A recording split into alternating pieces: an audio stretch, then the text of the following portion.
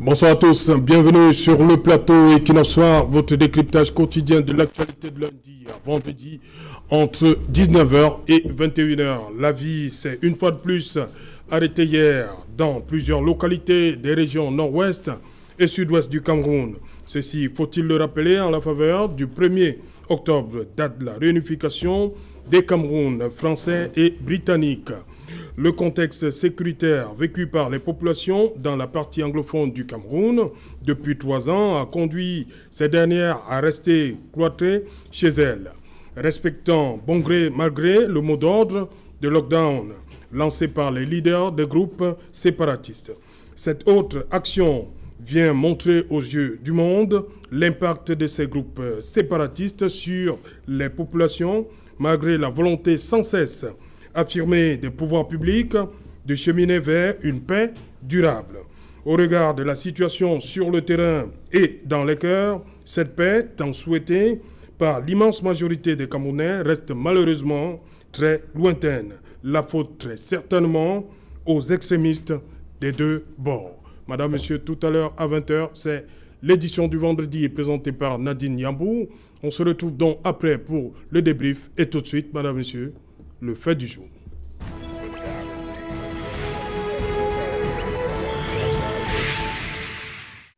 « 1er octobre 2020, entre célébration et Villemante, pour en parler, nous avons invité ici en plateau Charles Nga-Fongan. Bonsoir Charles. Bonsoir et bonsoir aux auditeurs, aux nombreux téléspectateurs d'Equinox Télévision. Nous sommes à la télé. Ok. Bonsoir Linus. Mon très cher frère Serge-Alain, bonsoir.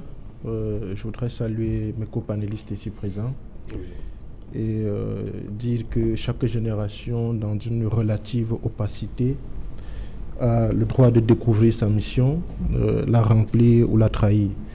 Je suis là ce soir pour remplir ma mission, celle d'apporter ma modeste contribution à la compréhension des enjeux politiques, géopolitiques et voire même géostratégiques. Donc je voudrais saluer, comme j'ai l'habitude de le faire, le président directeur de votre télévision, qui est la nôtre aussi, et vous remercier une fois encore pour l'immense travail que vous abattez. Je salue tous les téléspectateurs et je réitère mes amitiés aux copanélistes. Voilà, à côté de vous, Elvis Tayon. You're welcome, sir. Thank you. It's been a long time. Oh, yes. You know, with the political situation in the country, with so much work to do, I think that we have been following both issues from the Gunoko village as usual and also state issues. So that's why we have not been around. But I think that we thank God that we are back and we're working strong and we will continue fighting for change in this country, come rain, come sun. Ok. Bonsoir, maître Joseph-Claude Biliga. Bonsoir, je voudrais dire bonsoir à tous mes copanélistes, à vous, Serge-Alain, à vos milliers de téléspectateurs, à vos millions de téléspectateurs. Je voudrais dire bonjour et féliciter mes camarades du RDPC qui ont été investis par notre parti pour le représenter dignement lors des élections régionales du 6 décembre prochain. J'ai confiance à ces personnes-là. Je pense qu'elles seront à même de faire d'impulser. Et je veux dire, cette décentralisation que nous attendons depuis longtemps. Ok. Charles Nga-Fongan, vous êtes journaliste, accessoirement politique, c'est ça? Ce que je devrais dire? Qu'est-ce qui prend le dessus? Le politique ou le journaliste? Et il y a également l'enseignement. Oui, l'enseignement. Voilà, Charles Nga-Fongan, on a vu jusqu'en 2017, parce que c'est en 2017 que le conflit a véritablement, c'est devenu un conflit armé. Et des sorties chaque 1er octobre, juste, on voit des célébrations, juste le 1er octobre, et ça s'arrête là. Mais depuis 2018, 2019, 2020, c'est des villes mortes pratiquement. Comment comprenez-vous ces deux situations? Par rapport au 1er octobre dans ces deux régions nord-ouest et sud-ouest. Relativement à ce qui se passait, pas de passer le 1er octobre, c'est pas seulement depuis 2018. Il faut noter que depuis très longtemps, tous les 1er octobre, le mouvement, un mouvement sioniste qui s'était déclaré dans ces régions, notamment avec Fongala Fort, avec Tif Ayamba Oton. Pratiquement tous les 1er octobre, il y avait de telles célébrations et le drapeau était assez souvent ici quelque part dans la République. Donc il y avait cette tradition-là des gens qui, pour moi, se rappelaient quand même leur histoire. Car l'histoire, c'est la boussole qui nous guide. On ne peut pas effacer cette histoire-là. C'est l'histoire. Donc, moi, je considère qu'il y avait des gens qui, tous les 1er octobre, se rappelaient leur histoire. Et parfois, par nostalgie, je veux bien croire que c'est bien cela, hisser le drapeau en guise de souvenir à ce qui se faisait longtemps, il y a plusieurs années par le passé. Et dès 2016-2017 est arrivé maintenant d'autres personnes qui cette fois-ci ne sont plus dans la même dynamique, qui cette fois-ci militent pour la sécession. C'est-à-dire que désormais qu'il faut 2 États et on choisit certainement le même drapeau que les autres utilisaient, mais cette fois-ci qui représente le drapeau de tout un État. Et on se rend compte que au lieu que par le passé, où c'est le 1er octobre, on avait l'armée qui était mobilisée sur le terrain, empêchant les gens de pouvoir utiliser ce drapeau-là, c'est pratiquement tous les jours qu'on vit cela. C'est parce qu'il y a donc 2 périodes différentes. Une période où on était en paix, où véritablement les gens, se souvenant de l'histoire, hissaient un drapeau, manifestaient encore leur appartenance à un État qui n'existait plus. Aujourd'hui, à une situation où il y a des personnes qui pensent qu'il y a un État qui existe et qu'il faut manifester et célébrer son indépendance comme tout le monde le fait. Mais pour moi, c'est de l'histoire. Nul n'est censé effacer une part de l'histoire. Nous avons commencé à passer cette histoire, à porter cette histoire, à accompagner les jeunes qui arrivent sur le même chemin. En partant de ma maison aujourd'hui, j'ai des enfants, j'ai peut-être la malchance d'avoir les parents qui viennent du sud-ouest. Et à chaque fois, mes enfants me posent la question de savoir, mais papa, on dit nous sommes les anglophones, parce que moi je suis francophone, ma famille est francophone, mes enfants vont à l'école francophone, mais parfois me posent la question. Et j'essaie de leur expliquer cela, que par le passé, voici ce qui se passait, car en 1961, notamment le 1er octobre, il y a eu une partie du Cameroun qui a célébré son indépendance et qui, par la suite, s'est rattachée à l'autre partie dans une fédération. Mais c'est de l'histoire. Il faut que l'on explique cela. Ce n'est pas parce que je milite pour une quelconque, je ne sais pas, sécession, mais parce que il faut que l'histoire, que nos jeunes apprennent l'histoire, et ça, c'est l'histoire. Ok. Frère Taillon, sur ce qu'a décrit Charles Ngafonga, on célébrait juste le 1er octobre, on sort le drapeau, puis ça s'arrête là. Mais il y a, depuis quelques années, c'est la place aux villes mortes. Yes. C'est-à-dire un État, on se rappelait des souvenirs, mais maintenant, on pense on célèbre plutôt un État virtuel, sûrement. Oh yes, you know that the issues I said earlier, from the period of the German protectorate, even from 1884, coming right up to where we are. You know, it's a colonial problem in the first place. Right. And with the colonial problem that sets in, if you look at the German protectorate coming in onto where the Germans were ousted, before you start getting the authorship issues coming in under the League of Nations, United Nations coming in and all the like. You know, but the main issue here is we're talking about diverse cultures. Now, if you realized, like when we were ceded to Nigeria, when we were governed as integral part of Nigeria, you realize that the culture, since as we were under the British, had its own peculiarity. Different from what you have in East Cameroon. So you have West and East Cameroon with 2 different cultures. Now, but if you look at it critically, at the time Nigeria was attaining its independence, it was now clear that it was left now for us in the English-speaking part to take our own destiny into our hands. Now, if you look at what happens in the Fumban conference, you discover that I tie with what our journalist is saying, because in a nutshell, we still need to visit the real history of the country. Because what happens is that bad faith came in somewhere along the line. The history of the country was thwarted for political reasons. And you see, ideologies are something that's difficult for you to kill. If you look at Osama bin Laden, for example, at the Taliban, it's an ideological war. That's why you see, even when the Americans bombard Afghanistan and all the like, you still see war in Afghanistan because the main issue would not have been that force, it would have been the proper education that you could reorientate the thinking of the people. Now, if you look at us here, we have this system that Anglo-Saxon culture has a different system. And for some of us who grew up in the Anglo-Saxon culture and we became used to it, we look at it and think that in as much as there is a union between those from the West Cameroon to get in contact with those in the East Cameroon, the main issue here boils back again to the Fumban conference. In it that most of the things that transpired in the Fumban conference was not very transparent. I am very sorry to say, I keep telling historians that I am waiting for the historian who will bring to us transparent documents to show that this was a genuine accord signed between members of West Cameroon and members of East Cameroon. It is not there. That's why you see some people put up the mockery that when Foncha and Muna went there, they gave them girls, Fumban girls, you understand? That's just an idea. That they deceived them, gave them Fumban girls who are very beautiful, and they drank and danced. Mais ça, c'était le soir. C'était après les travaux. Yeah, I'm not refusing. Normal. You're right. So what I'm saying is that... Vous ne pouvez pas mettre cet argument-là pour... non. Il fallait bien la détente le soir. What people say is, even within, you understand? I'm just explaining to you that... de quoi je parle. That's what people say that, even from the beginning of the conference. Some people have the idea, because it's not that that's what actually happened, but the idea is that people think that the Fumban was chosen, Fumban conference was chosen properly, because, you know, Fumban girls are first of all very beautiful. And so, even within the day, you could see many of them as such. So, it's an idea people think. Not because that's what happened, but for the simple fact that when things went there, how it happened, how it did not happen, you only heard that we're talking about reunification, you got the point. Which means the historicity of those of the West Cameroon disappeared somewhere along the line. And that explains why you realize that the issue of the celebration of the 1st of October disappeared. Now we start talking about reunification and all the like. But you would bear with me that it would have been no problem, in real sense, if the aspects of maintaining the Anglo-Saxon culture was not tampered with. Therefore, it's not a problem that just started now, neither in 2016, as my brother is saying. It's a problem that dates as far back as many years, because as time went on, the Anglophone culture started realizing that, but things are not moving as the way it's supposed to be. For one, you would not be able to explain that. If you look at it, there's no clear term that would have told you that if one person is president, the other one should be vice. After this period, this one can be vice, this one can be president.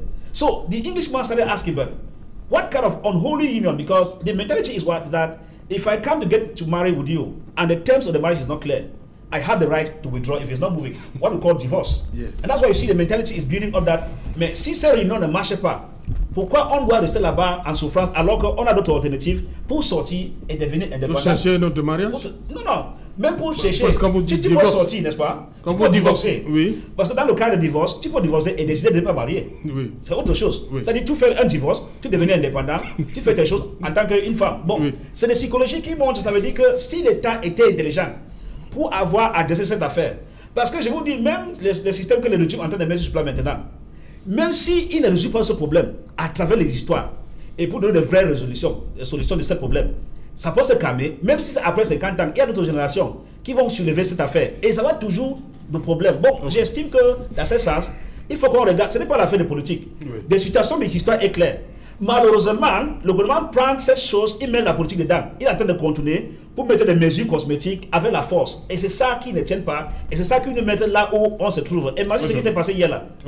Moi-même, je ne savais pas que déjà là sont encore un peu, quelque part, qu'ils peuvent tenir des armes, des tenues et tout ça. Mais des images sont toujours aux réseaux sociaux. Ce n'est pas des images, quand on dit que Cameroun est un indivisible, même en même temps, on parle de la politique, on met dedans, alors que les gens sont en train de mourir. Ça veut dire que la situation qui se passe, certaines parties des anglophones, pas tout le monde, disent qu'ils veulent rentrer dans le sens de la culture anglo-saxonne. Là, ils peuvent gérer les affaires. Ils ont House of Chiefs. Maintenant, ils peuvent même faire des élections de leur gouverneur comme on fait au Nigeria. Parce que tu es ici, à la mairie, ce n'est que le préfet qui décide certaines choses-là. Vous voyez, bon, c'est lui qui, on appelle ça un supervising authority. If you look at the real sense, it doesn't give us that independence. They talk about special status and all the like. The things are not working, I will be honest with you. Because we still see ourselves still dancing where Yaoundé decides who lords over us, which does not give the Anglo-Saxon somebody the culture he has been enjoying before. Ok, Maître Joseph Kouloubilga, vous avez vu ces images venues de certaines localités dans la région nord-ouest et sud-ouest. Ville morte encore, malgré tous les efforts du gouvernement et l'armée. Il y a l'opération Bamenda-Clean qui a cours en ce moment, mais la population est quand même restée chez elle. Comment vous avez tout à l'heure, je crois que vous avez, dans votre entame, tu vous avez expliqué. Ça peut être dû au fait qu'on s'aligne derrière le mot d'ordre, mais ça peut également être le fait qu'on a peur. Il ne faut pas écarter cela. Sans doute qu'il y a certains qui s'alignent, comme l'a dit mon voisin de gauche, M. Fonga, Charles. Il y a eu, depuis des années, du temps de Mola Ndjole Toumbe, qui est mort dernièrement à l'âge de 93 ans, du temps de docteur, d'avocat et Kota de là, il y avait le moment où on levait, tous les 1er octobre, on levait les drapeaux. Donc, il y a donc cette histoire, c'est-à-dire ce passé qui reste encore dans la tête de beaucoup de nos frères. Ce que je voudrais dire quand même, c'est que il ne faut pas qu'on pense un seul instant, il faut vous rentrer au 11 février 1961, lorsqu'il y a eu ce référendum. Le référendum concernait deux parties du Cameroun qu'on peut appeler le Cameroun anglophone. c'est-à-dire la partie Northern Cameroun. Les Northern Cameroun sont partis au Nigeria. Pourquoi est-ce qu'ils ne réclament pas le retour? Il faut bien qu'on pense à un instant qu'eux aussi doivent être indépendants. Pourquoi faut-il que ceux du Sud demandent leur indépendance? L'élément qu'ils invoquent, c'est la culture anglo-saxonne. Mais pour moi, ce n'est pas suffisant. Parce que comme nous avons dit toujours, les gars du Sud-Ouest sont Sawa, les gars du Nord-Ouest sont, d'une manière générale, Grassfield, et un peu ceux qui sont Fulani, un peu plus au nord. C'est ça la réalité. Et on les retrouve des deux côtés du Cameroun. Mais le problème, pour moi, n'est pas forcément un problème de langue. Parce que je prends un exemple du Togoland. Le Togoland britannique s'est allé au Nigeria, je veux dire au Ghana, alors que le Togoland francophone et français est devenu le Togo aujourd'hui. Le Togoland anglophone parle la même langue, a la même culture anglo-saxonne, mais il demande aujourd'hui à partir de la fédération de cet État. Pourquoi? Donc le problème ne se pose pas forcément au niveau de la langue. De la même manière, vous voyez un pays comme le Sénégal, avec la Casamance. La Casamance est francophone comme le reste du Sénégal. Mais à Ziguinchor, avant que l'abbé Diamacoune Senghor ne décède, et même jusqu'à présent, il y a toujours des contestations. Elles ne sont pas fondées sur la langue, puisque les Diola sont de deux côtés, ils sont même à la Gambie, qui est au milieu de ces deux régions. Je veux dire que le problème n'est pas celui-là, il me semble. C'est-à-dire que c'est là que j'aime évidemment citer le président Aïdjo qui disait toujours qu'il n'y a pas de volonté de développement, il n'y a pas de développement sans la volonté de développement. Tant que nos frères considèrent qu'ils ne sont pas avec leurs frères camerounais, on pourra tout leur faire, ils continueront toujours à évoquer leurs problèmes de culture. J'ai pris deux exemples bien précis.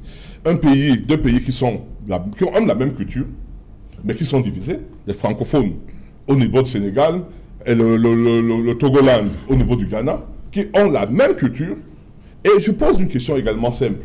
Est-ce que nos frères du Northern Cameroun ont le même poids que tout le reste des frères de leurs compatriotes nigérians? Non.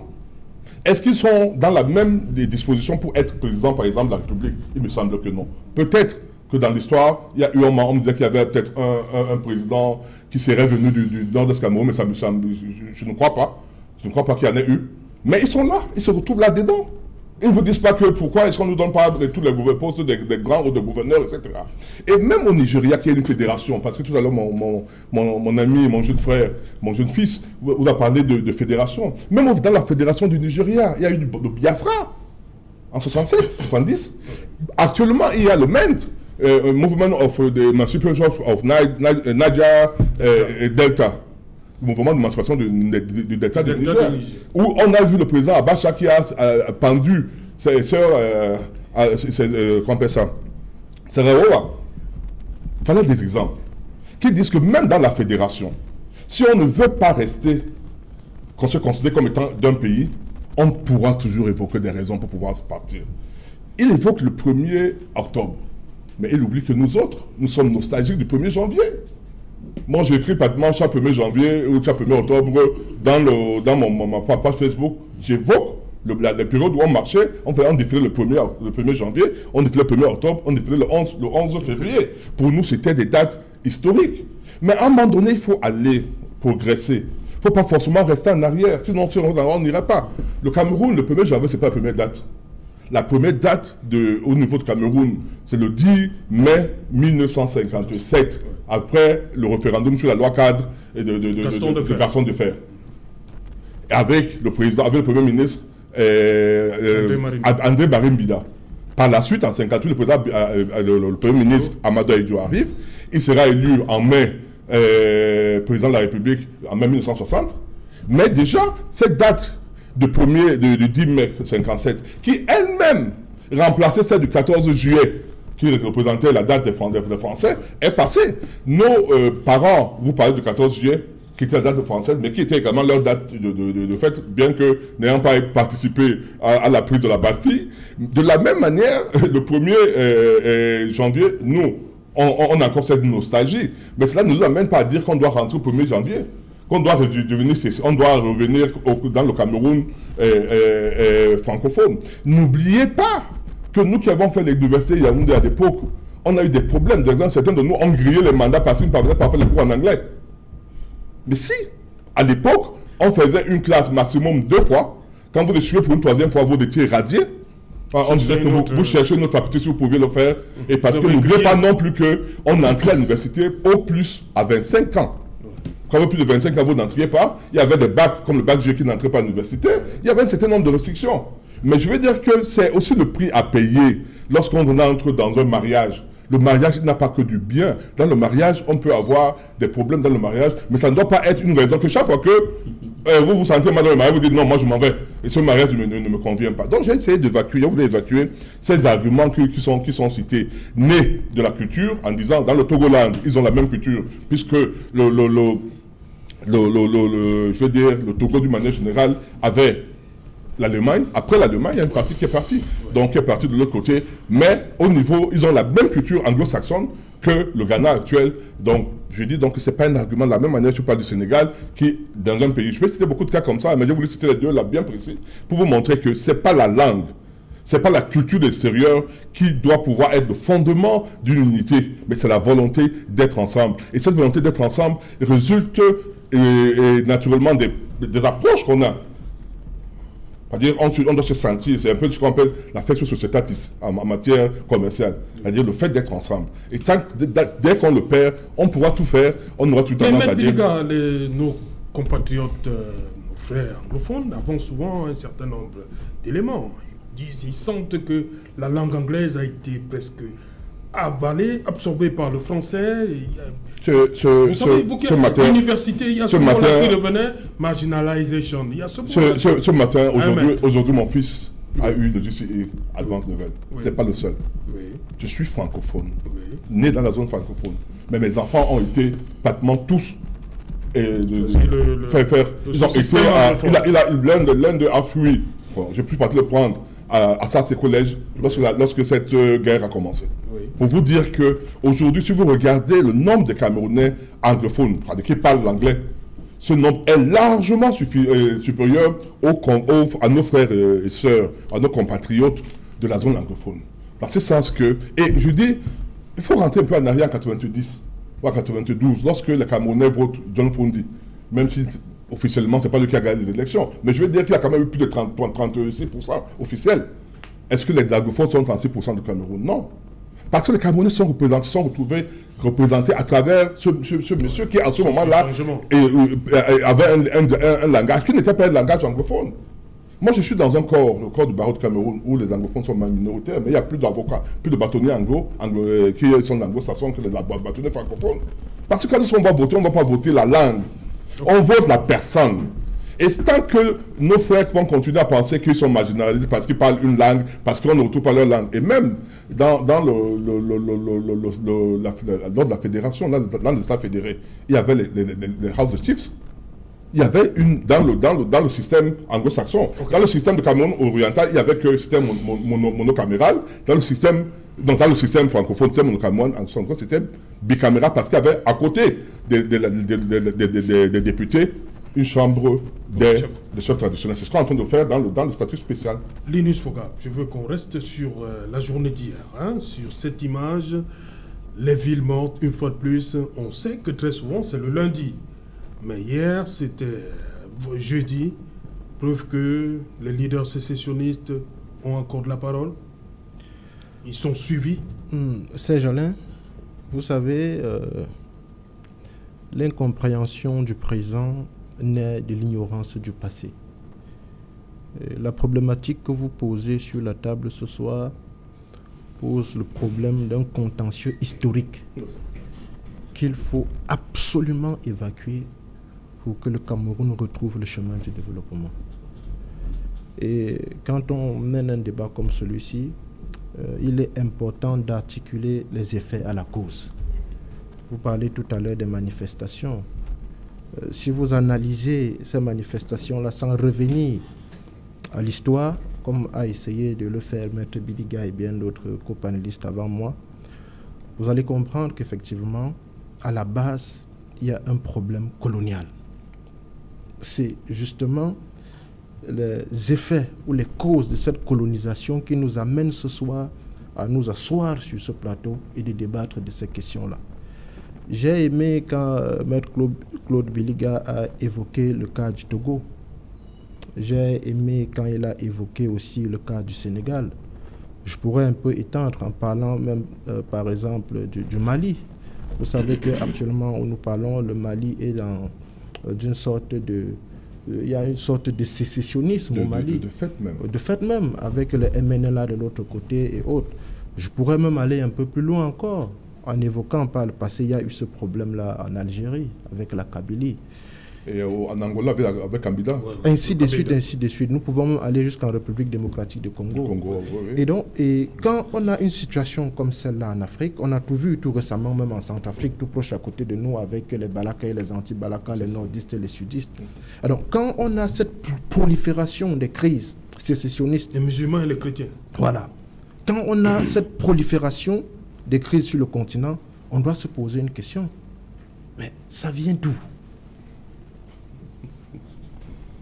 Mais ça vient d'où? Est-ce que c'est un fait hasardeux comme ça qu'on ait de partout des crises? Moi, je dis non. Ça, c'est un projet colonial. Nous n'avons pas encore vidé le contentieux historique avec la colonisation. La fois dernière, quand nous étions sur ce plateau, souvenez-vous, nous avons évoqué la thématique sur l'affaire du Covid-19.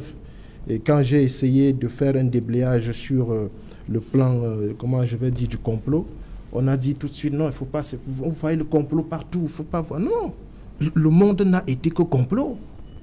De l'esclavage à la colonisation en passant par le néocolonialisme.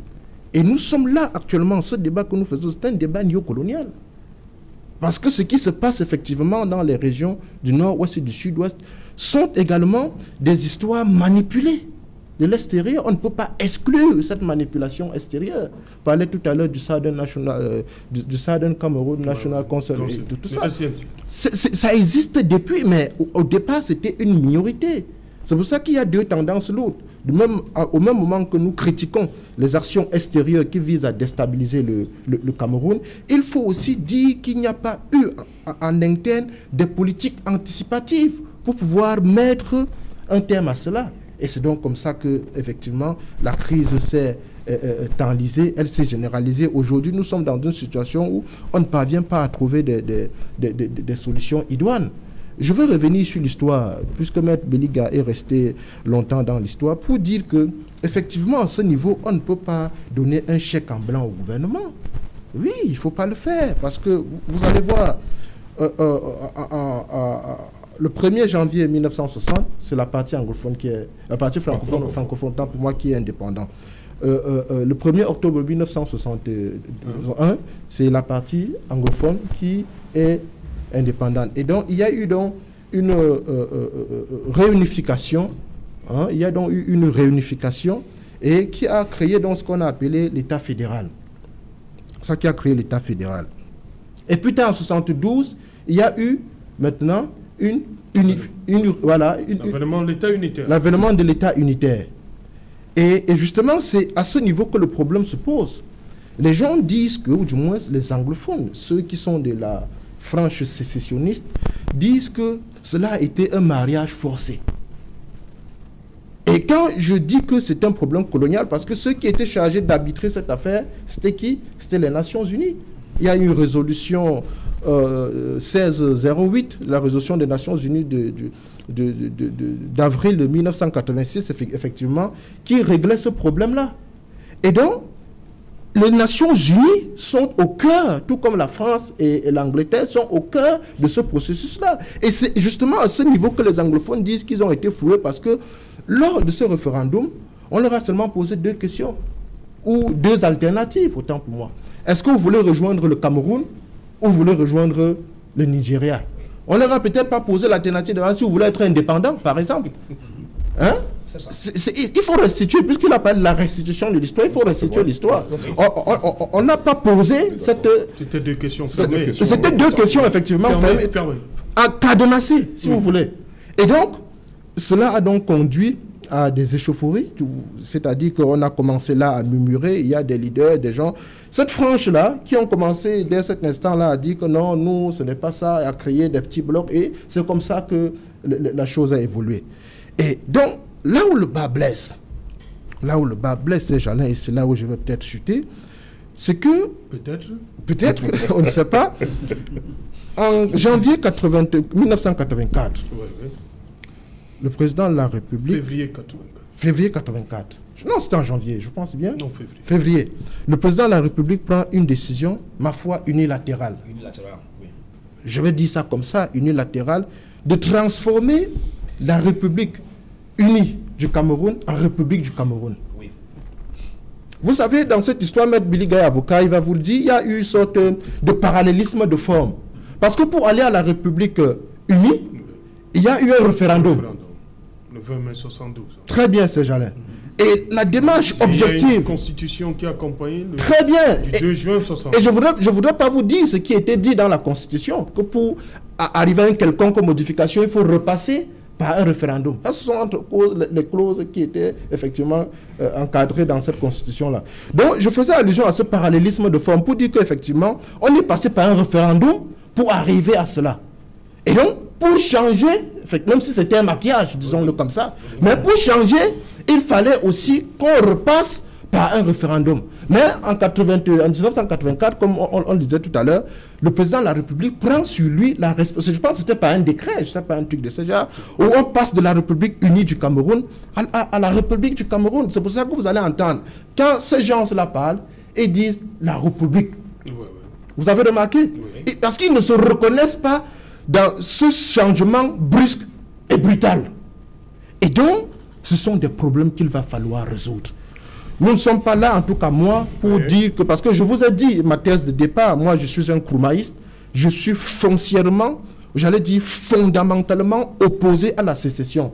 Parce que si on analyse un peu la chose sur le plan politique et géopolitique même, vous allez remarquer que l'Afrique est extrêmement faible en tant qu'État divisé, balkanisé. Nous sommes extrêmement faibles.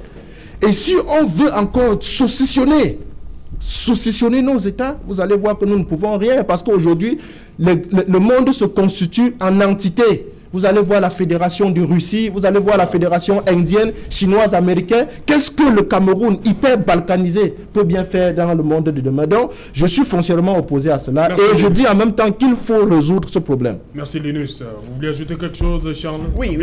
Autant je revenir à mettre dans un instant. Autant je défends l'histoire, je défends le retour à l'histoire. Je défends que l'histoire soit enseignée, que cette histoire soit présentée telle qu'elle s'est véritablement déroulée. Autant je m'inscris totalement en faux contre le fait que les gens s'appuient sur cette histoire pour diviser. Ce qui fait problème au Cameroun, ce n'est pas tant le fait que l'histoire qui a eu ses entorses, je ne sais pas aux ententes qui avaient été faites, c'est la malgouvernance, c'est la corruption, c'est les injustices. Ce sont les injustices, la malgouvernance qui sont à l'origine de ce qu'on appelle aujourd'hui le problème anglophone. C'est vrai qu'il y a un contentieux historique, c'est clair qu'il y a un contentieux historique. Mais ce contentieux, on pouvait le dépasser. On a vu les Camerounais. Mais là, c'est bien dit ici. John Foundji a été élu en 92. Mais si les anglophones construisent... Ok, si les anglophones construisent 20%, il a quand même eu plus de 20%. Ça, c'est clair. Donc, il y a un problème. Alors, il faut savoir pourquoi est-ce que ce problème revient. Parce qu'il y a une malgouvernance.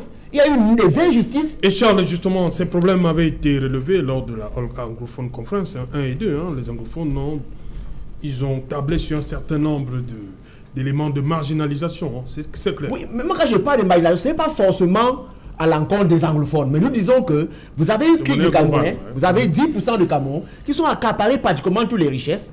Vous avez 10% de Camerounais qui gouvernent ce pays depuis très longtemps et qui ont introduit un système de reproduction sociale qui normalement aurait pu être dépassé par l'éducation.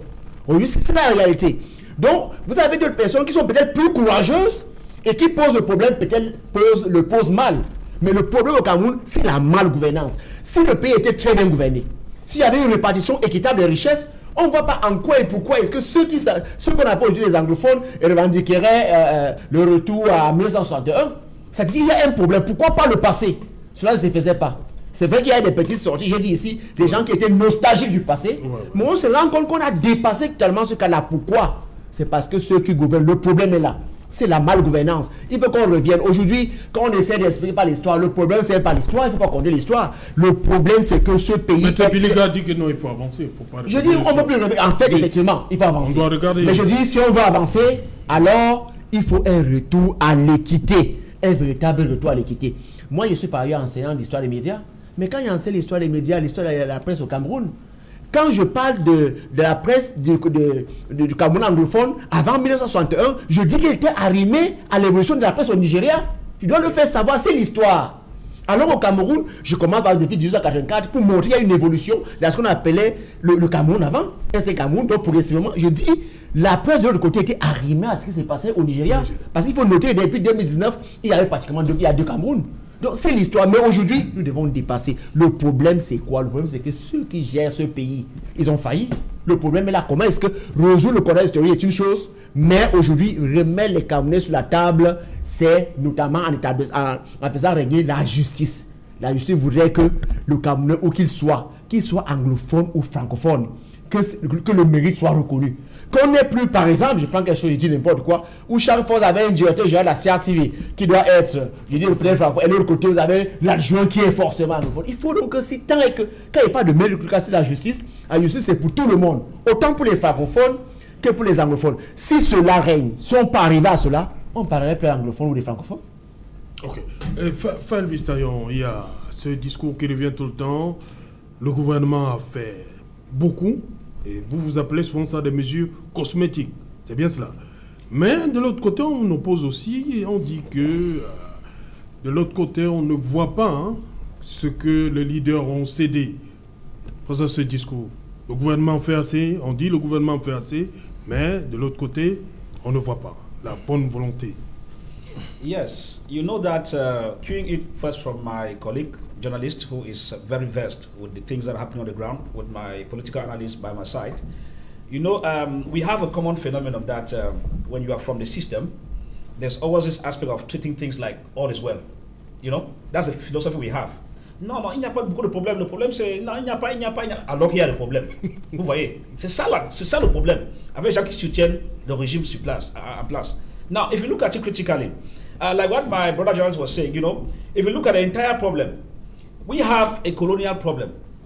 But at the same time, like what the Pan-Africanist is saying, or the Nkrumahist is saying, if you keep aside the colonial problem, you could forge ahead, like what Barrister is saying. But how do you forge ahead? Is by saying into it that the union you have with somebody is arranged in an amicable manner. That is true. Now, the area where you want to impose, because there is assimilation. I am surprised when I hear Barrister say, il n'y a pas la fait d'assimilation. It is very clear. Since we started independence, there are strategic ministries in the country. How many have Anglophones been holding? Except now that the crisis started, they split the Ministry of Territorial and Decentralization. They split it first, it became weak. Before they took Aminat and gave to Anglophones, you get the point. But before then, the question is, was it that Anglophones were not capable to hold these positions? No. Just like what my friend the journalist said, it was always an aspect of Anglophone. If you look at it before now, when you see the lawyers were reivindicating, you go to whom? State Council, Premier Adjoint, Deuxième, jusqu'à Sixième, it's not the Francophone. Do you find it very okay? In an area where people are supposed to be communicating in English. Now, these things have been carefully cooked up over time. If you see a problem to research in political analysis, it does not mean it started today. It means there were some minor effects, root causes, that now generated to the immediate causes that you find us where we are today.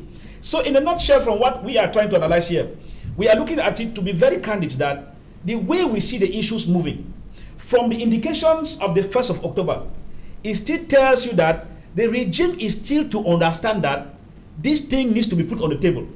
The regime still thinks that it's the first, as they will all say, on va les mutualiser, because it's their common word. So some the minority, it's a même key. So you look at where we find ourselves.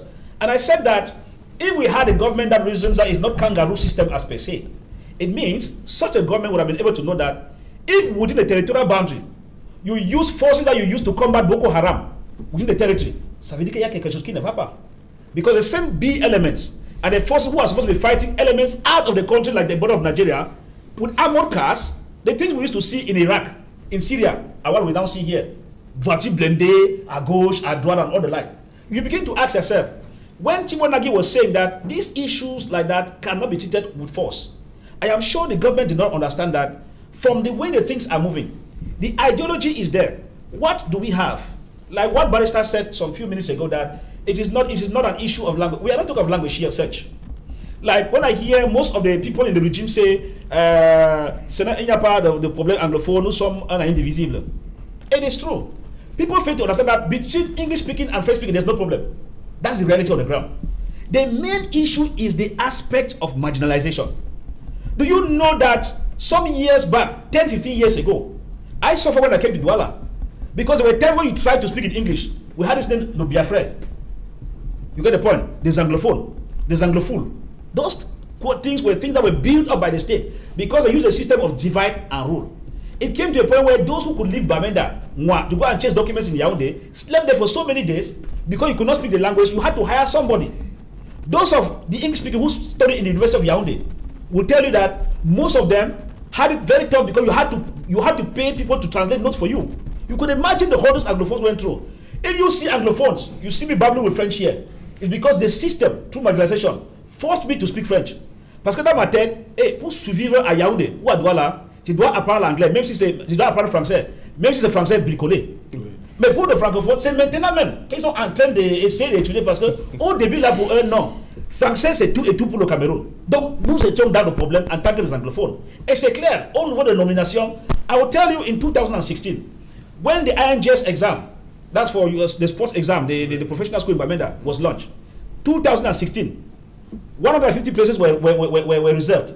In the concours, 2 of those places, one from Northwest, one from Southwest, 148 was from the French speaking in Bamenda. How do we explain that? The evidences are there. So you could imagine that if we say there was no marginalization, it means that there is no problem. But if this people get up one day, the issues of the form of state, like Barrister was talking about Nigeria, Togoland, you could have the same culture, you could speak the same language, but the moment you feel that your interest in governance is not taken into consideration, you have every reason to reivindicate. When we're talking about the issues of Nigeria, when Obasanjo went to meet Ojukwu in the Biafra area, what was the reconciliation? That was the president who went to the area where the war is taking place. In Cameroon here, you only hear them talking in Yaoundé. And you will not see, that is to them, ça ce n'est pas une affaire, on va les certaines des minorités. Obasanjo went there and met Ojukwu and told him we understand that we have wronged each other. Please, let's take it easy. Let's see how we can arrange it. Nigeria is our country. Now, if you look at it critically, what do we find here? Yaoundé regime decides to use fellow anglophones. Bon, vous avez pris ce cas. Vous voulez que le président Biya descende. It is very obvious. Oui, pour rencontrer. These are two things worrying, Mr. Sech. As you see, the 1st October taking the way it's taken. Oui. We have been in the war for getting to 4 years. What is that? What are two things? To show you that the state is not willing to solve the problem, but to use force and to marginalize the anglophones. Oui. One, for 4 years, the issue has never been discussed in the Senate. I mean, never as official. Apart from Senator Kemende Henry and sometimes Chief Mukete who raised the issue, it has not been discussed as an official issue. If you go to that's the Senate. If you go to the National Assembly, apart from Honorable Wiba and SDF militants who forced the issue and did not go through, it has never been discussed. Now, in public administration, desperate problems need desperate solution. There are times that a country could hold what we call extraordinary session just to look into an issue when people are dying. If you look at where we are, such, you discover that it's a careful attempt. How do you explain to me that you have a head of state who says Cameroon is one and indivisible? And for 4 years, the head of state has never gone down to the field to see things for himself. And you say, no, calmez-vous, nous sommes des frères. Bon, essayez, on va voir ce qu'on peut faire. But you get the words that on va les neutraliser. C'est une petite minorité. So you could see where we are today, and at the end of it, the lives that have been lost from military, Amber boys, and civilians are all people that we think we should cry over. And so, because of what my brother said, which I agree with him, it is bad governance and arrogance. Okay. The system does not want to recognize the errors they have committed by marginalizing Anglophones all this while. And then, away from that, they say things that it is force. And that's why you see each time on air. Why do you get Anglophones getting angry? Parce que quand on parle à l'antenne de temps en temps, on parle comme s'il n'y a rien de côté là. J'ai dit, allez là-bas. Tu vas voir des corps abandonnés. Tu ne sais pas qui est tué qui. Tu vas voir certaines choses, il y a des maisons brûlées. Est-ce que ça s'arrange dans un pays qui veut être un État uni? Ça veut dire qu'à un même temps donné, I said here sometimes such, si nos députés étaient les députés de la nation, si nos sénateurs étaient les sénateurs de la nation, comme il fallait, on devait entendre un jour qu'un sénateur de Mayo-Chana a tenu au Sénat pour dire que non, il faut qu'on voit l'affaire là au nord et sud-ouest. Là, ça veut nous dire que non, nous sommes de même. Okay. On va entendre un jour qu'un sénateur de meilleur met ça là. Monter un jour à le Sénat pour dire que non, laisse l'affaire de programme de Sénat là. Maintenant, il faut qu'on change. Le Christ anglophone est important. Mais au fur et à mesure que le reste reste tranquille. Et d'autres anglophones, en tant que les sénateurs et les députés, comme on les a achetés tous, voilà. Ils étaient tranquilles. Ça veut dire qu'on va continuer à mourir. Jusqu'à quand? C'est un problème, véritable problème. Justement, Maître Joseph-Claude Bilega, on a vu il y a quelques semaines déjà un rapprochement entre le pouvoir de Yaoundé et quelques leaders sécessionnistes.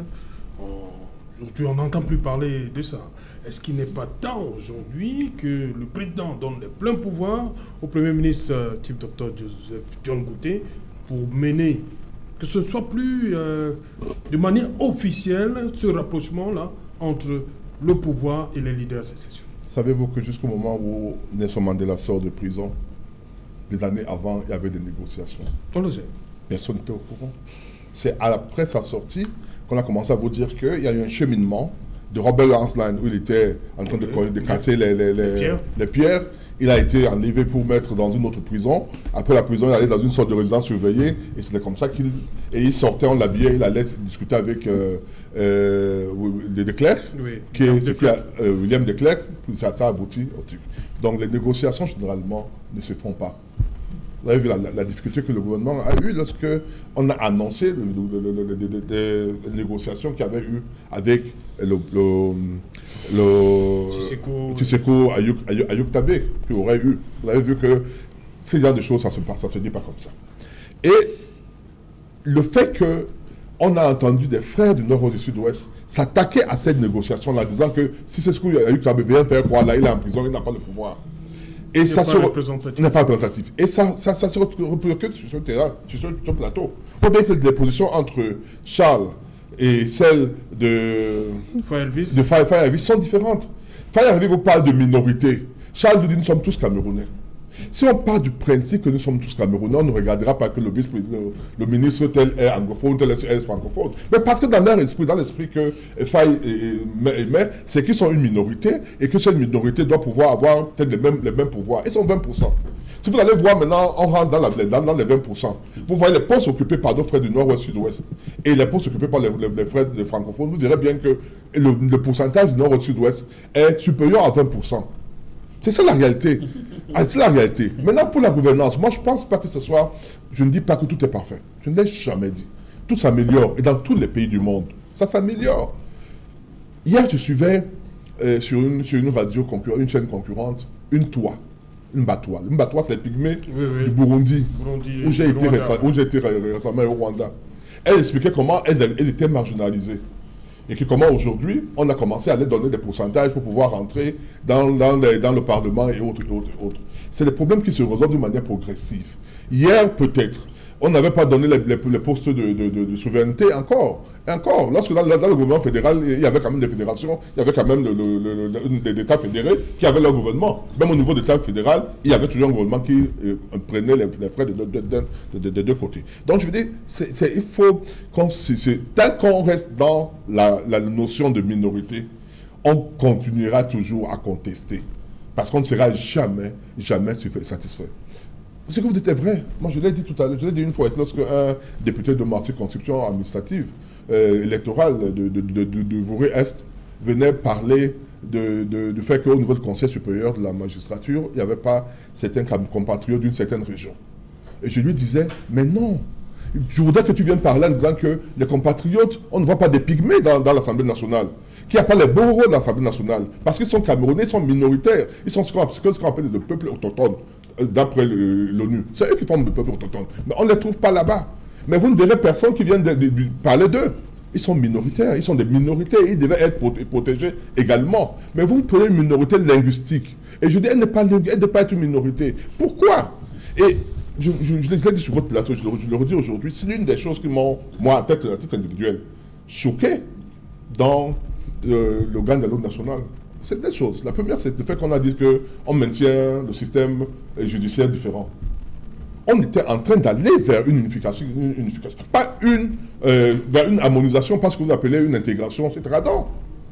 Le Cameroun était en train de frayer une voie vers la justice qui n'était ni du côté francophone, ni du côté anglophone. Lorsqu'on parle par exemple comment vous appelez ça, lorsqu'on arrête quelqu'un et on l'amène devant le juge civil, à corpus. Ça n'existait pas dans le système francophone, mais on l'a intégré dans le système francophone. Lorsque vous arrivez dans les tribunaux aujourd'hui, la position du procureur, etc., c'est pas dans le système francophone. Vous ne verrez pas ça au Gabon, vous ne verrez pas ça au Congo. On voit ça rien qu'au Cameroun. Même, je veux dire, dans les pays au Nigeria, vous ne verrez pas ça. Parce que nous créons notre voix. De la même manière, je l'ai dit tout à l'heure pour les enfants. Les Camerounais aujourd'hui sont parfaitement bilingues pour une bonne partie. Nous, on peut apprendre l'anglais en 6e avec Betty, je ne sais pas quoi. C'est une sorte de dialogue. Aujourd'hui, dans la maternelle, les enfants, je crois qu'il y a eu ce débat dans votre forum de Banjou, j'ai eu à intervenir. Nos enfants, dès la maternelle, sont bilingues. Dès la maternelle, sont bilingues. Dans 10 ans, 20 ans, ils ne seront plus francophones ni anglophones. Ils ne sauront même pas d'où ils viennent. Ils sont camerounais. C'est ça que je disais, donc, favorisons donc cette intégration-là, au lieu de toujours revenir en disant nous sommes minoritaires. Pour mon frère, pour arriver chez vous, vous avez plus de chance que moi pour arriver chez moi.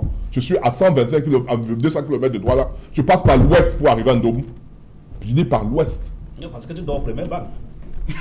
Je sais pas ce que vous êtes pour le premier banc. Moi, je dois prendre des armes. Je dois prendre des armes pour pouvoir arriver en Dôme, alors que je suis à deux pas. Non, ce que je suis en train de dire, c'est qu'il n'y a pas de marginalisation. Ce que nous devons dire, nous tous, c'est que... On tient les choses à main. On dit trop, c'est trop, et il faut des changements, et ça vient. Merci. Non, moi je dis c'est pas la guerre. Pour moi, c'est vraiment, je ne sais pas pourquoi on doit faire la guerre. Ce que je vous dis, la marginalisation ne concerne pas une tribu, ça ne concerne pas une langue. Si les Camerounais tous ne sont pas sur le même pied d'égalité, et je l'ai dit, c'est partout dans tout le monde. Okay. Il n'y a aucun pays au monde où tout le monde est riche ou où tout le monde est pauvre. Il n'y en a pas. Ouais, Linus, rapidement. Oui, avant le journal. Oui, avant le journal, je voudrais rapidement dire à Maître Claude Biliga qu'il ne faut pas s'inscrire dans une sorte de reniement systématique. La marginalisation, elle existe à tout point de vue, que ce soit sur le plan politique, sur le plan linguistique. J'aime souvent rappeler que la crise anglophone, la crise anglophone est un problème à la fois anthropologique, historique et même linguistique, voire même politique aussi. Et donc, quand je l'ai dit, si je veux prendre un seul exemple sur le cas de la marginalisation et tout rester dans ma logique qui est celle du néocolonialisme, je voudrais prendre l'exemple du franc CFA. La Constitution dit que les deux langues doivent être utilisées de manière égale. Oui. Mais sur le biais du franc CFA que nous gélons, ce n'est que le français. Voilà, merci. Ce sont des choses qu'il faut corriger. Voilà. Bonsoir Nadine Yambou, bon retour. Au menu ce soir. Bonsoir Serge Alain Autou, bonsoir également à vos invités. Ce soir, nous reviendrons sur la publication des listes des candidats retenus et même recalés pour les régionales 2020 au Cameroun. Le Conseil électoral s'est réuni ce vendredi à Yaoundé. Il faut déjà donc préciser que plus d'une vingtaine de listes ont été donc rejetées par Elecam. Parmi dans les recalés, plusieurs listes de l'UPC, dont vous écouterez plus de précisions lorsqu'il sera 20h sur Equinox Télévision. Dans ce journal également, nous reviendrons sur la situation sécuritaire de plus en plus préoccupante à l'extrême nord du Cameroun, où plus d'une vingtaine de membres du comité de vigilance ont été tués lors des incursions de la secte islamiste Boko Haram. Et puis, hors de nos frontières, Trump testé positif au coronavirus. Quel impact sur la campagne électorale? Du moins, d'aucuns pensent que l'annonce de la contamination du président américain va donc perturber le déroulement de la campagne électorale. Serge Alain Autou.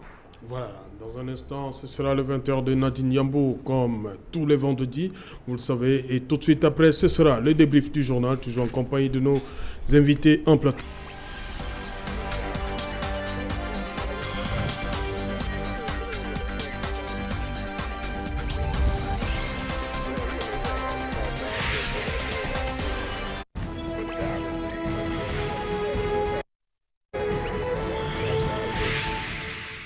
Retour sur le plateau Equinox Soir, deuxième partie consacrée au débrief du journal, toujours en compagnie de maître Joseph-Claude Biliga, Elvis Taillon, Linus Fogap et Charles-Nga Fonga. Charles-Nga, l'enseignant que j'interroge maintenant, l'enseignant et le parent d'élève que vous êtes, 2 jours avant la rentrée, vous avez les résultats de votre fils qui tombent. Je vais peut-être commencer par le... Si le résultat n'est pas bon, comment le parent se sent? Comment ces parents-là se sentent ce soir? Moi, et les élèves aussi. Oui, moi je dirais mieux vaut tard que jamais. Il y a deux alternatives. Hein. Chaque fois que vous présentez un examen, soit vous l'avez, soit vous le ratez. Donc les parents sont toujours parés à ces deux éventualités-là. C'est-à-dire qu'on sait très bien ce qu'on ferait. On s'imagine un peu quelle pourrait être la suite. Donc pour moi, c'est certes tard, mais le gouvernement a annoncé qu'il y aura 2 semaines. Donc à partir du 5, il y aura 2 semaines de cours de mise à niveau. Je pense que pendant ces 2 semaines-là, les parents trouveront de l'énergie. Pour ceux qui reprennent, qui n'ont pas pu avoir les examens et qui vont reprendre, même s'ils reprennent les cours après 2 semaines, on a envie de croire qu'ils ne seraient pas très en retard.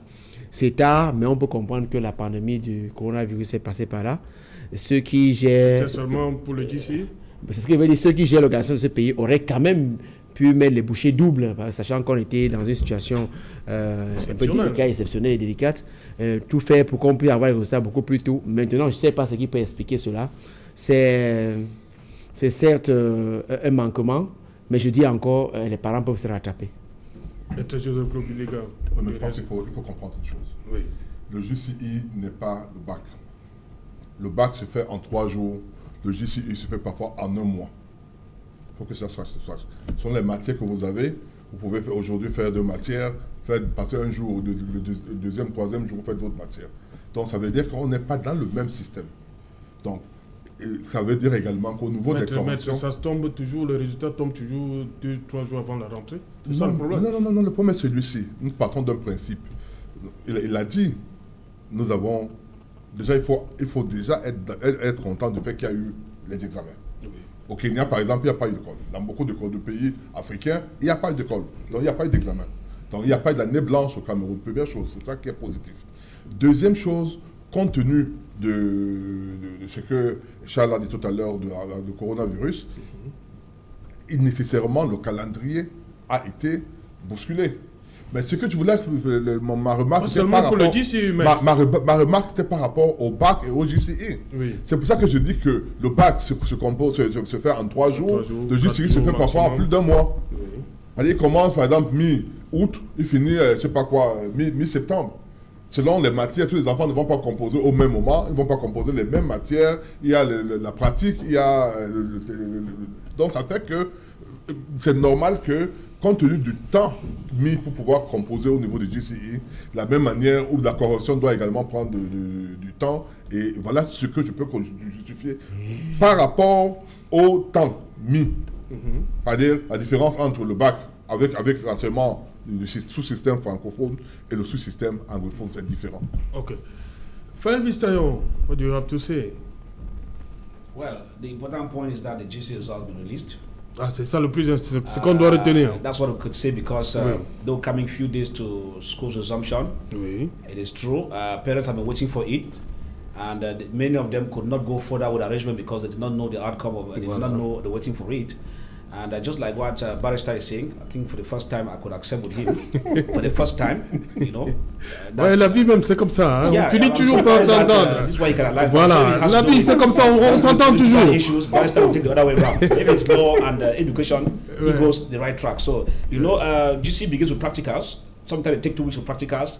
It takes sometimes 2 and 2 weeks and some few days to get the written part of it. So I think for that he's almost right. It takes sometimes a month, which is different from what you find in the back exams. But then what you should understand is that from the creation of the time of the GCE board, even from the Ministry of National Education, before coming to the hands of the GCE board being managed by a particular board, that General Certificate of Education, you realize there were times that the GCE at times used to come out, and then 2 weeks schools resume when GCE is coming out. There were times that those to go in for lower seats and other exams, school begins, some of them come 1 week after. Some of us experienced that. It's just that after some adjustments now, they started making it in a way that it could come out before schools resume in September with everybody. And so if you look at how some of us wrote, where you get a GCE, schools begin 1 week, you are still waiting for the results before you come to school. I think it's not really bad compared to what the changes that have been taking place. The only problem I have with the GCE is the quality. Because I've quite worked with a handful of persons. I want to let you know that the Anglophone crisis has caused a lot on that. Yes, it has an impact because of the fact that a bulk of those who used to go in for the exams were Anglo-Saxon persons, because normally, like what Barrister is saying, you had French candidates who are studying, just like you have the back, you have Anglophones who are also studying the back part of it. But now the main thing is that a percentage, over 80% of those who write the GCE are mostly English speaking. And because most of them have been affected, the only bad thing we have is that the quality has dropped. I would not want to hide that. You discover that things that they could take 35 or 45%, or 45 to 50%, now it has to drop because they consider the quota, the majority who fall below the margin line. So by so doing, it is true you try to consider and to encourage people who managed under critical circumstances to go to school to at least have a pass. But if you look at the way the rating is done now, compared to when the rating of the GC was done at the normal period, it becomes different. If you go to University of Buea, for example, when, like, for those who write back, what was the qualifications to enter? For back, can't you moyen, tu n'as pas de problème. Mais dans le système anglo-saxon, début, ça avait le problème des gens de côté des gens qui ont avoir le GCE. Parce qu'avec le GCE, on va dire que si tu n'as pas 4 points, et en haut, tu ne peux pas entrer.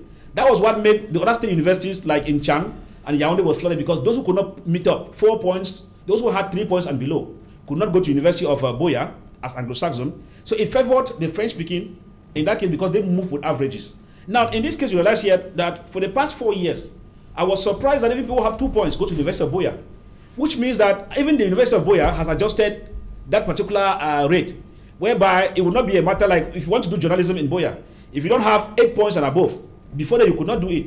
But now you discover if you have even 3 or sometimes 4 points, you are considered. Point of papers? No, points. That's papers first. Papers is 2, explain religion, and then points itself. That's the Anglo-Saxon system was rating at a particular level. So you realize now here that with the crisis that has affected, it has affected the GCE. I will tell you that the quality of education we have, I'm afraid maybe the guys who are the officials of the GCE will not be happy in the analysis I'm giving, but it's reality. If you look at the quality of those who wrote from 2016 till now, you cannot compare with those who wrote before the crisis. Because as the years go by, there are some considerations which the board does, which I don't refuse. But it's a bit encouraging because if many write and they don't pass, it could discourage them from not even going to school under the crisis. So I understand that they are trying to balance up. But my level is the output of the people we send out, we will need to work a lot with them on the field. If not, they will not be able to meet up with the quality of education in the outside world. Thank you. Lini, justement, vous, qu'est-ce que vous retenez les résultats qui sont enfin là? C'est l'essentiel. Il fallait que les résultats tombent, ils sont tombés. Ou bien vous pensez que ça arrive un peu tard? Non, ces gens-là, il faut déjà féliciter ceux qui ont réussi et encourager ceux qui n'ont pas eu à redoubler d'efforts. Cela dit, je dois dire qu'il faut aller un peu au-delà de cette affaire de sortie des examens pour interroger de manière fondamentale l'architecture même du système scolaire, de notre système scolaire. Voyez-vous, c'est un système qui ne fonctionne pas bien. Il y a de cela 3 à 4 ans déjà, au niveau du ministère des enseignements secondaires, ils ont introduit ce qu'ils appellent l'APC, l'approche par compétence. Vous avez organisé un débat ici il y a de cela quelques jours avec les enseignants et les pédagogues. Je m'attendais à ce qu'ils pointent du doigt cette problématique-là, mais bon, ils ont écarté pour parler beaucoup d'autres choses. Mais je dis que cette approche par compétence-là est un système extrêmement dangereux. Je dis bien extrêmement dangereux.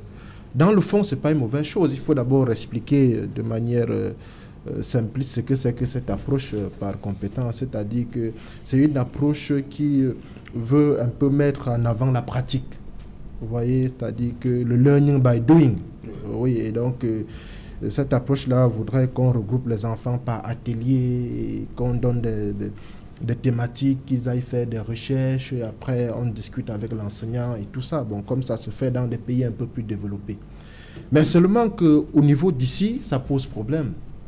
Parce que j'ai comme l'impression qu'on est en train de mettre la charrue avant les bœufs. Je pense qu'il y a des préalables quand même. Si je prends un exemple simple, banal pour faciliter la compréhension, je veux prendre ceux qui font par exemple TIC, informatique. Si on a par exemple un logiciel à manipuler et qu'un enfant dans un lycée de Fongo-Tongo, il n'y a pas l'eau, je veux dire il n'y a pas de lumière, il n'y a pas de connexion, il y a même peu de machines et qu'il faut faire un travail pratique sur un logiciel précis, ça ne pourra pas marcher. Donc il y a un problème d'infrastructure qui se pose. Et quand on amène des gens dans un système comme celui-là, sans au préalable aménager cette passerelle-là, je pense que ça pose problème. Vous aurez remarqué que le taux de réussite a été extrêmement faible cette année. Bon, on peut questionner ça et chercher de voir, est-ce à cause de la Covid? Ça, c'est une interrogation. C'est vrai que cela a joué pour beaucoup dans le taux qui était extrêmement faible, le taux de réussite. Mais il faut aussi interroger ce système-là, voir ses avantages et ses inconvénients. Et donc, c'est par rapport à ça que je dis que ce système-là, c'est un système qu'il faut interroger, c'est un système qu'il faut revoir, c'est un système qui ne marche pas compte tenu de nos réalités actuelles. Moi, je fais partie des gens qui estiment que nous devons adapter notre système éducatif en fonction de nos objectifs futurs du développement. C'est tout à fait normal qu'on adapte cela. Mais si on ne tient pas compte d'un certain nombre de réalités, on risque de conduire des enfants tout droit vers le mur. Et je pense que c'est justement ce que nous sommes en train de faire actuellement.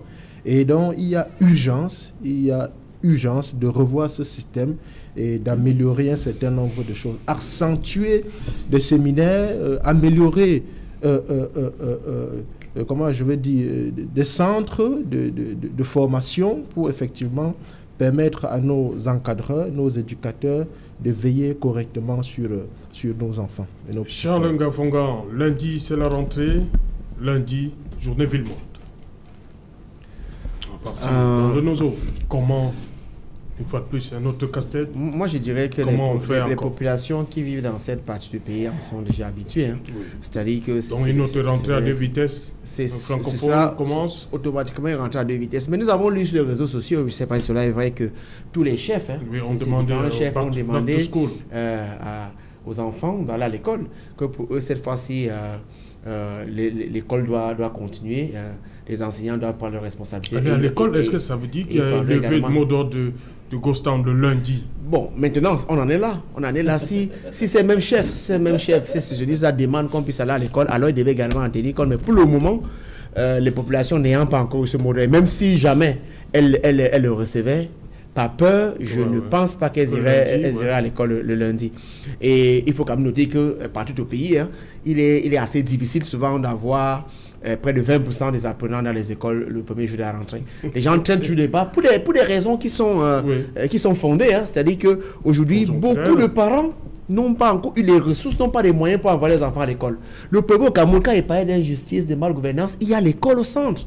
Voyez-vous, si vous n'avez pas de l'argent pour envoyer votre enfant à l'école, lui acheter les fournitures scolaires, vous n'êtes pas en paix. Donc on vit dans un état de guerre permanent, c'est-à-dire contre nous-mêmes, avec nous-mêmes à cause de quoi? De ceux qui gèrent ce pays. Donc à la veille d'une rentrée scolaire comme celle-là, il y a beaucoup de parents qui ne savent pas à quelle sauce ils seront mangés. J'ai vu des écoles là où mes enfants fréquentent, où on a demandé qu'il faut payer totalement la première tranche. Moi, j'ai voulu inscrire les enfants longtemps à l'avance, mais là, mon épouse m'a dit il faut payer toute la première tranche avant que les enfants soient admis à l'école. Vous voulez segmenter la première tranche? Mais assez souvent, on inscrit les enfants et progressivement, on a 2, 3, on paye en fonction. Première tranche, deuxième tranche, troisième tranche. On fait d'abord une inscription, on commence par l'inscription, ensuite on va payer la première tranche. Mais maintenant, l'inscription est couplée directement à la première tranche. Mais pourquoi? Mais je peux poser la question. Si tant est que j'avais tout payé l'année dernière et qu'au mois de mars, les enfants sont pas là à l'école, mais cette école a profité de cet argent. Mais on nous a imposé cela. On nous a imposé cela. Et maintenant, les parents qui ont bien peur que les enfants ne restent à la maison du fait de ce qui est annoncé selon lesquels les annonces selon lesquelles on pourrait n'admettre que 50 enfants par salle. Il se dit, mais il vaut mieux me battre pour le faire. Donc, il y a un véritable problème à ce niveau. Et encore une fois de plus, le gouvernement est en train de pécher. Dans les lycées où je dois augmenter l'APE, je crois qu'il y a un réel problème. Quand la rentrée scolaire arrive, je crois que les parents sont inquiets, très inquiets, et ceux qui gèrent ce pays doivent en tenir compte, car l'école n'est pas gratuite comme partout ailleurs. Maître Biliga, vous êtes aussi parent, vous êtes inquiet? Je devrais l'être aussi, non? C'est normal. Voilà. C'est normal. Le 5 octobre. Une rentrée scolaire, mais seulement beaucoup de parents ne paient pas. Oui. Tout à l'heure, une offre, on parlait du travail des enfants. Dans certains parents envoient les enfants faire un peu de petit commerce. D'autres parents sont dans les tontines, qui préparent les années bien avant Il y a les banques pour ceux qui travaillent, qui permettent aux parents... Crédits scolaires. Les crédits scolaires, etc. Donc je pense qu'il y a un certain nombre de choses qui peuvent permettre que les rentrées scolaires soient faites. Donc le président, le parent ne doit pas être surpris. Oui, bien sûr, on doit pouvoir préparer ça, surtout que depuis le mois de mars... Depuis le mois de mars... au Cameroun, hein. Vous savez, moi, je ne vais pas rentrer dans ce débat de pauvreté et de richesse. Je l'ai toujours dit, le Cameroun n'est pas le paradis, n'est pas l'enfer non plus. Vous trouverez les riches partout, vous trouverez les pauvres partout. Vous allez en France, on va vous dire qu'il y a les systèmes, on vous dit dans cette zone-ci, il y a une sortie, on a un terme là, le terme échappe s'il vous plaît, excusez-moi, mais les gars qui sont au 18e ne font pas la même école que ceux qui sont... Les zones d'éducation prioritaire. Voilà, les zones d'éducation prioritaire, ça existe en France. Ça a un sens, ça veut dire que là-bas, l'éducation n'est pas la même que celle donnée, par exemple, dans les quartiers bourgeois comme Nélis, etc. Donc c'est la réalité. Il faut avoir l'honnêteté de le dire. Ce n'est pas pour dédouaner le gouvernement qui a le rôle de pouvoir éviter autant que faire se peut cette inégalité. Et maintenant, par rapport à ce que vous avez évoqué, le problème de parents de l'APE. Moi, j'ai eu la chance d'être un président d'APE il y a quelques années, pendant 4 ans. Et c'est nous, c'était dans une école privée laïque, c'est nous qui fixions les montants en accord avec les parents d'élèves qui s'asseyaient. Ils disaient, comme nous avons des activités périscolaires, c'est-à-dire des excursions, des visites dans les musées, etc., voilà ce qu'on va donc prévoir et on prévoyait. J'ai été trésorier dans un lycée ES, un lycée de Bakepe par exemple, où nous nous sommes rencontrés. Vous aimez la trésorerie, hein, maître Biliga? On me disait. Vous aimez, hein? Au niveau du carreau, vous étiez trésorier. On me disait, vous suivez la trésorerie. Et je disais que dans ce cadre-là, nous avions par exemple constaté qu'il n'y avait pas de salle de classe. Et on avait demandé aux parents, en tenant compte du nombre de salles de classe que nous voulions construire, le coût de salles de classe, de donner une certaine... On a fixé donc le montant de l'APE sur la base du plan. Mais pourquoi c'est les mêmes parents qui se plaignent toujours du montant? Alors, je ne sais pas. Parfois, c'est même les parents qui demandent. Ce sont même les parents qui demandent qu'on puisse... parce que lorsque vous arrivez, par exemple, dans un endroit, vous trouvez qu'il n'y a pas de place. Les parents vous disent parfois, je suis prêt à apporter un table banc. Monsieur, je vous parle des choses réelles que moi j'ai vécues. Et en tant que, vous savez, président du BIP. Oui, BIP, quand on parle de BIP, c'est la construction des salles de classe, c'est les tables bancs qu'on donne dans les lycées et au collège. Je sais ce que c'est dans les lycées, etc. Les parents sont, il y a toujours... Aujourd'hui, le problème devient plus compliqué avec la réduction des salles de classe, des nombres d'élèves dans les salles de classe. Mais allez voir le professeur du lycée, ils vont vous raconter la pression qu'ils ont.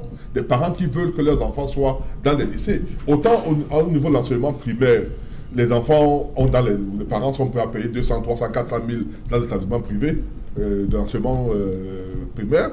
Autant lorsqu'on va au niveau du lycée, la plupart des temps, au l'enseignement secondaire, les gens vont dans les lycées. Il y a quelques établissements de classe, mais la plupart du temps, les gens vont dans les lycées. Et du coup, donc, les lycées sont bondés et le gouvernement ne peut pas accompagner avec la construction des salles de classe et tables bancs dans tous les lycées au même moment. C'est pas possible. Il ne peut pas comment? Mais je vous dis, il ne peut pas pourquoi. L'argent est parti. Je vais peut-être parler d'une chose de plus. Vous savez, lorsque vous regardez au lycée Jos, vous regardez au lycée technique, vous regardez le lycée technique de Koumassi, c'est pas la même configuration que certains lycées. Pourquoi? Parce qu'à l'époque, c'était les lycées le même lycée avant l'indépendance. Même après l'indépendance, on a voulu faire calculer le même modèle. On a construit le lycée de Yabassi, on a construit le lycée de Bafia, des lycées qu'on appelle de Fumbal, qu'on appelle les lycées de milliards en réalité. On s'est rendu compte que ces lycées étaient surdimensionnés. Aujourd'hui, le lycée de Yabassi devient c'est une école universitaire, voilà, aéronautique, l'école supérieure de sciences aéronautiques, alors que ce n'était pas ça sa destination. Alors, qu'est-ce qui se passe donc? Compte tenu du fait que les parents ont besoin d'être de l'éducation. Avant, au niveau d'arrondissement, c'est les CES. Aujourd'hui, ce sont les lycées. Ce n'est pas un seul, c'est 2 ou 3.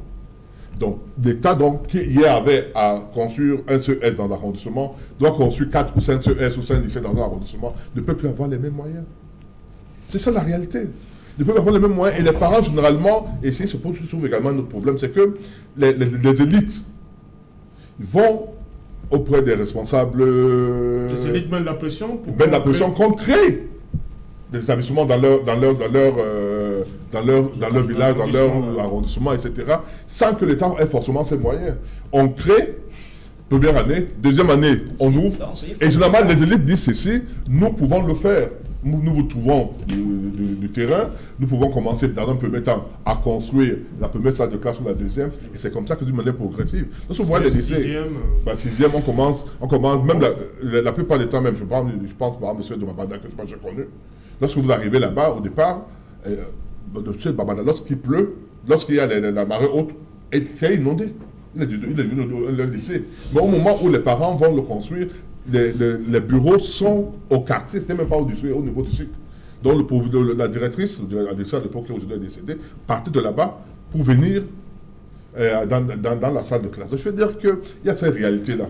Les parents contribuent et ils doivent contribuer à l'éducation de leurs enfants. Parce qu'il y a des parents qui faut payer 300 000, 1 million de francs pour un élève. Mais si. Ok. Linus Programme sur cette situation. Lundi, c'est la rentrée et il y a cette journée villemante, comme toujours, dans le Nozo. Comment ça va se passer là-bas? Oui, il faut dire que c'est extrêmement compliqué. On ne peut pas lire dans la boule de cristal. On ne sait exactement pas ce qui va se passer parce que tout est flou. Et c'est l'occasion, encore une fois de plus, pour moi de lancer l'appel, non seulement aux sécessionnistes, de laisser les enfants aller à l'école. Une nation se construit par la qualité de l'éducation qu'on donne aux enfants. Parce que ce sont eux qui vont assurer l'avenir de ce pays. Et donc, je pense qu'il faut aller au-delà d'un certain nombre de choses pour laisser les enfants aller à l'école. En même temps, je lance un appel au président de la République, du haut de son statut, du haut de son expérience. Il doit pouvoir comprendre que quand on a un problème en famille, on le gère en famille. Et un bon père de famille, je pense que le chef de l'État gagnerait mieux d'essayer encore. On peut dire qu'il a essayé avec le dialogue national, mais vous constatez avec moi que cela a été un fiasco parce que jusqu'ici, les choses ne marchent pas toujours. Donc, je lance encore à nouveau cet appel à la sagesse du président de se pencher une fois de plus sur la question de la crise anglophone pour permettre justement à cette pépinière de demain d'acquérir le savoir. Vous avez vu tout à l'heure lors du journal, on a présenté un jeune Camerounais du côté de l'Occident qui fait des progrès. Ça fait la fierté du Cameroun. Et on a besoin de voir d'autres enfants du pays comme ça qui grandissent, qui se développent dans ce sens-là. À côté de ça, je voudrais dire à Maître Biliga qu'il ne faut pas, et c'est ce que j'essaye de dire depuis, de balayer un certain nombre de choses du revers de la main. De vouloir tout justifier. Oui, et donc quand il dit que le gouvernement n'a pas de moyens, non, Maître Biliga, c'est pas sérieux en même temps. Mais le gouvernement a tous les moyens. Le gouvernement a tous les moyens. Voyez-vous, dans un pays comme le Cameroun, qui a tout, j'insiste souvent à le dire, le Cameroun, c'est un scandale en termes de ressources. Nous avons tout dans ce pays, le bois, le pétrole, la bauxite, le port. Il y a des pays même qui sont enclavés, qui n'ont rien. Nous avons le port. Et je voudrais, sur la question du port autonome de Douala, saluer encore une fois de plus les autorités pour le fait qu'ils ont récupéré ce port de main de Vincent Bolloré. Le terminal conteneur. Oui, on peut ne pas aimer le président de la République, on peut ne pas aimer ce gouvernement, mais il faut savoir, à un moment donné, reconnaître les bienfaits d'un démon, même si on ne l'aime pas. Et donc, sur ce point-là, je voudrais dire que... Bon, c'est juste une manière de parler, c'est entre guillemets. Voilà, donc je voudrais dire que sur ce point-là, ils ont bien fait de récupérer ce port parce que ce sont des instruments de souveraineté. Et vous voyez, quand on a un port comme celui-là, on ne le brade pas. Parce qu'une simple majoration sur les activités, les coûts de transaction, ça se répercute sur l'économie. Et donc, c'est pour revenir et dire, quand Maître Biliga dit qu'on n'a pas de l'argent, je ne comprends pas ça. Non, juste une seconde. Oui. Regardez le budget de l'éducation, de manière générale, c'est-à-dire le ministère de l'enseignement secondaire, le ministère de l'éducation de base, le ministère de la formation professionnelle, le ministère de l'enseignement supérieur. C'est le plus grand budget. Donc ça veut dire que l'État a de l'argent, mais cet argent doit être reparti partout. La première chose. La deuxième chose, vous n'ignorez pas que nous sommes en guerre avec Boko Haram et beaucoup d'autres. Il ne faut pas oublier. Troisième chose, il ne faut pas oublier que nous avons aujourd'hui le Cameroun en matière de santé. Maître Beliga, permettez-moi de continuer. Donc, je vous remercie déjà, mais je voudrais vous faire remarquer que c'est un problème effectivement de structuration. L'argent est là. Mais vous me parlez du ministère, des ministères concrets par-ci. Je vais vous prendre un exemple simple. Est-ce qu'on avait besoin de ces ministères? Très bien. Par le passé, l'éducation nationale gérait pratiquement tout. Je prends un exemple simple. Vous avez vu au plus fort de la crise du coronavirus, on a un ministère de la recherche, je ne sais pas, scientifique et de l'innovation. Un truc comme ça. Mais truc comme ça? Bon, je ne sais pas. Je pense qu'on a un ministère comme ça. Mais faisons le bilan de ce ministère, de ce département ministériel. Qu'est-ce que ce département ministériel a produit? La chloroquine, les chauves-souris. Et c'est donc des choses comme ça qu'il faut régler, Serge Alain. Un pays sérieux ne crée pas des départements ministériels comme ça pour des récompenses politiques. Ça ne marche pas. C'est un ministère qui ne sert à rien, je le dis. On peut rattacher ce ministère à l'enseignement supérieur. Pourquoi créer des ministères comme ça, nommer des gens par-ci? Ça, c'est un ministère budgétivore. Et c'est comme ça qu'on détruit l'argent de ce pays. Après, Maître Beliga va venir nous dire qu'il n'y a pas de... il y a de l'argent dans ce pays. Mais sinon, on a fait quoi? 5 ans de crise anglophone, déjà, on s'achemine. La crise de comment je veux dire 4 ans, voilà, on a 4 ans, on est à l'extrême nord avec le Boko Haram un peu de partout.